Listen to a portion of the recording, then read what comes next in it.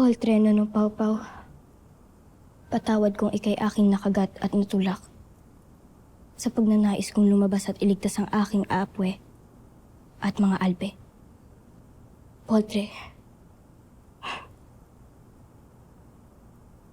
Okay na ako. Ang importante sa akin ay yung sinunod mo ako. At yung hindi ka napahamak. Hindi mo pinahamak yung sarili mo.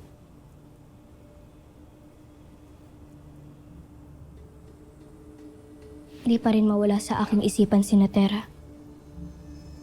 Ano na kaya nangyari sa kanila?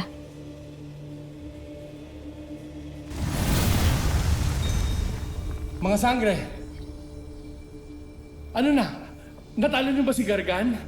At yung mga kasama niya? Nabigo kami sa aming misyon.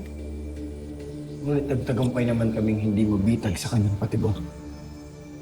Ngunit nakatitiyak ako na hindi pa rito natatapos ang lahat. Kaya kailangan mapagplanuhan ng mabuti ang susunod na pagsugod natin sa kanila. Lalo at may mga mata sa atin si Gargan.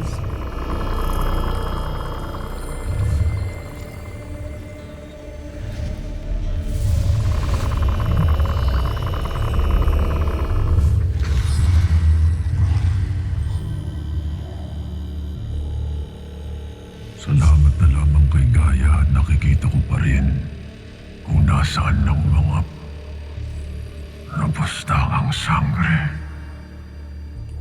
Nakatitiyak kung pinaghahandaan ka na nila, Panginoon. Walang saysay ang anumang paghahanda nila. Mapapantayan ko rin lang ang kanilang bawat galaw.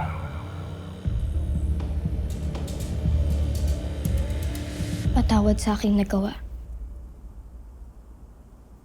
Sa pagnanais kong magkaroon ng katawan muli, ay nalagay ko kayong lahat sa panganib.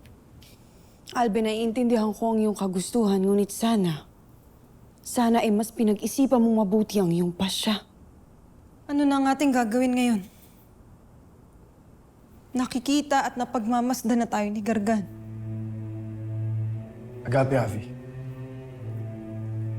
Gaia, ibalik mo na ang iyong katawan.